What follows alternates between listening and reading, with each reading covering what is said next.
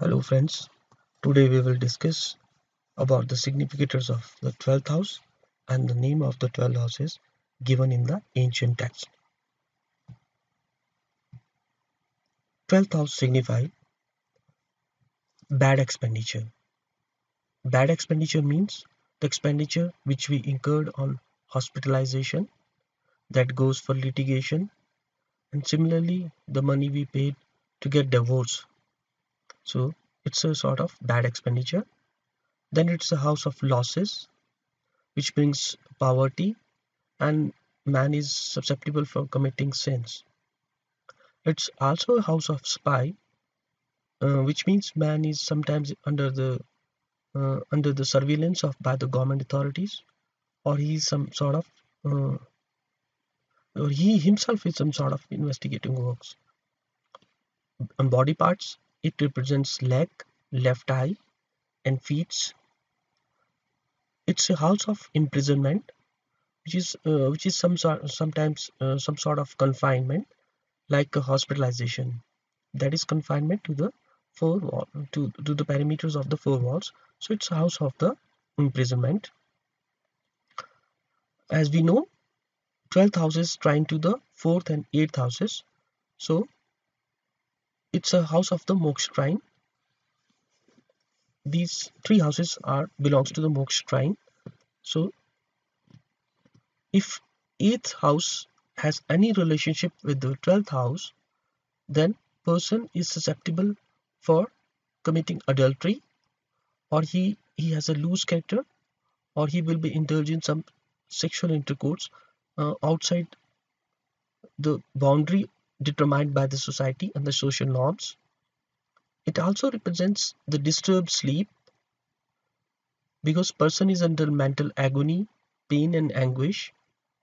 It's also a house of fear from the enemies, or enemies he's under the constant fear from the enemies, because whenever the dasha and the dasha of the lord of the 12th house is running, the person feels some sort of fear, as it is opposite to the 6th house, or 180-degree apart from the 6th house, and the 6th house is a house of debt. So it is a house of relief from debt. Since we are we are incurring expenditures, so it is relief from debts. uh, we know 4th house is a house of paternal property, and since 12th house is fourth from the 9th house, so it determines the paternal property of the father.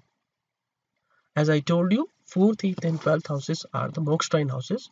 So the 12th house gives us the moksha, or which means liberation from the cycle of birth and death and ascent to heaven. It is also a house of facing wrath of the public, which brings embarrassment to the people whose whose dasha on the dasha of 12th lord is running. There are chances that person got embarrassed by the public or some new relationships.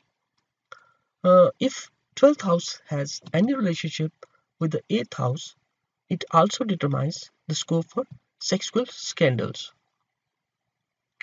Since it is a house of bad pleasure, sometimes people go for loose sexual life and become pervert, which ultimately results in breakdown of marriage. So breakdown of marriage or divorce is seen from the relationship of seventh lord of the 7th house and the lord of the 12th house. Since we are under constant tension, mental pain and agony, so it gives us early sleeping or disturbed sleeping. Getting up early from the bed is seen from the 12th house. There is a loss of authority, which brings disgrace and loss of power to the person. Also, there is a when the Shah of 12th lord is running, it brings some sort of mental imbalance, agony and harm, which brings miserable condition, then anger, then person go for disputes, and results is physical and mental ailments. It is house of death because according to it's the last house of the Kalpursh Kundli. So soul completes its total journey and ends up in the 12th house, which is house of the death. It's also house of the migration to distant land or foreign countries, or basically it's living away from the hometown or your comfort zone. So it's a house of the migration. Loss of wife or husband is also seen from the 12th house, because because it is sixth house, because it is sixth house from the seventh house. So the loss of the husband and wife. Friends, I have accumulated some names of the houses which are there in the ancient text, which will be beneficial for understanding the text and the traits associated with the houses. So fifth and ninth houses are known as trine houses. Then there are Panfara houses, 2, 5, 8 and 11 houses. They are square to each other. They are known as Panfara houses.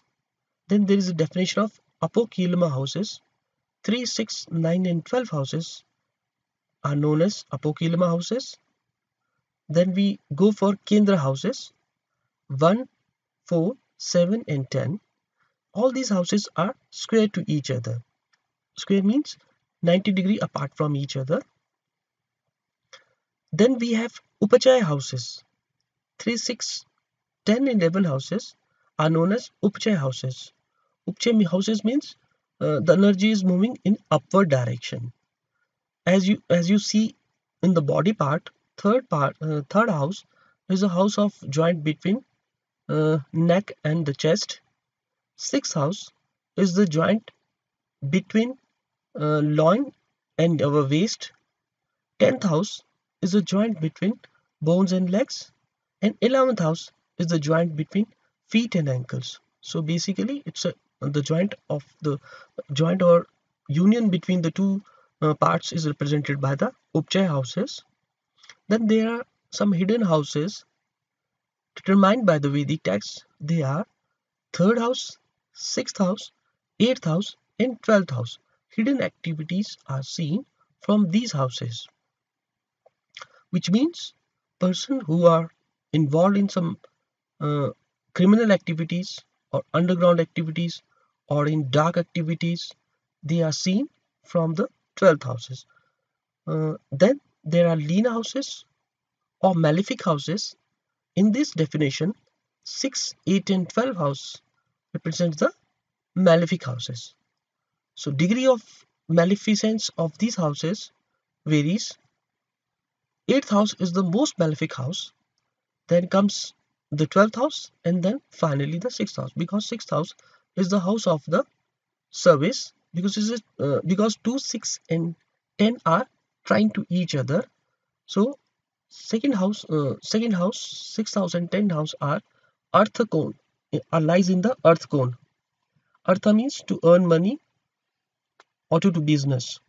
So 6 is not so bad as comparison to the 8th house, which is very much malefic in greater terms. So these are the definitions of the 12th houses. In next chapter or in next lecture, we will discuss about the traits of the planets, starting from the sun, and then we move towards